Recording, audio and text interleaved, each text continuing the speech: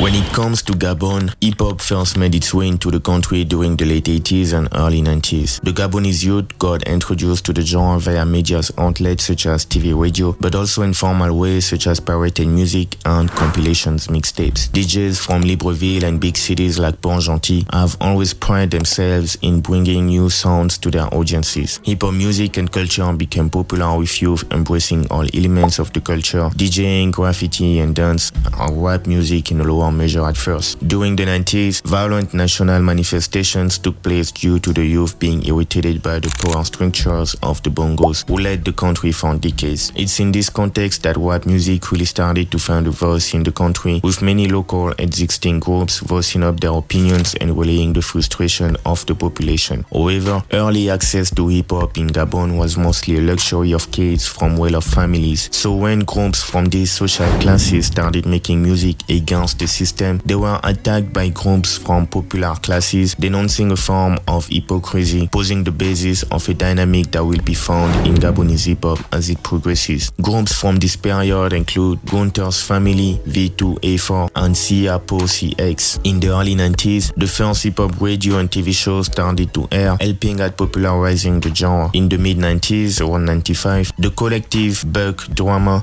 which included future notorious groups of the country hip-hop history, such as Raboun and Mauvaise Haleine, saw the light of day. A few years later, other groups like Aïeux, who also had a serious impact, followed. The scene kept being dynamic until the 2000s period, during which the aforementioned groups reached their peak and gained recognition nationally and above the borders. The 2000s and early 2010s is considered until today as the golden age of Gabonese hip-hop, as the country was fully immersed into the genre. In 2003, the label IBN Entertainment, who is probably the most influential to date, was created. The label, which was more like a collective, included the main figure of the group Raboun, Bapunga, a pioneer of the genre in the country, Koba, who became the most influential rapper of that time, and many other talented artists such as the R&B duo La Fuente. Together, they dominated the charts and shifted the sound of Gabonese hip-hop from a platform for activism and social issues to something more bling-bling, totally different and unprecedented on the scene. And it worked, paving the way for commercial rap and urban music. Many other groups and individual acts gained in notoriety during this period, as hip-hop was dominating the charts, even in front of the other local urban genres. We can also mention the female rapper Tina, who was the figure of female hip-hop artist in the country for many years. Gabonese hip-hop music got recognition around the continent, and with many hip-hop events, the country offered a platform for international artists to come produce themselves in Gabon. During the 2010s, hip-hop growth slowed down principally due to the lack of renewal, as the generation after the one from the 2000s failed to take over. Hip-hop was still being heavily influential on the youth, but lost ground to local genres and continental relatable music such as highlife and Afrobeat. The underground scene grew as the youth discovered platforms such as SoundCloud and Audiomack. Underground rappers managed to generate local buzz, but almost never translated to mainstream success. As a result, many hip-hop artists transitioned to other genres such as Cham, currently the biggest genre in the country, which is always being put in competition with hip-hop. Also, another issue is that the Gabonese hip-hop artists have always faced challenges related to its industry, like the lack of copyright, which has been one of the main themes in Gabonese hip-hop. Despite the popularity of the genre and the success of the music, hip-hop artists principally lives off performances and in a way depends on the state, as it provides the biggest platforms and the biggest checks. In that regard, many artists went from activism to supporting the power in place and back and forth, which made the genre lose credibility. Today, the scene is still active, with artists like Rodzeng being one of the main active figures, and rappers like Benjamin Epps, who now based in France, gained the first BET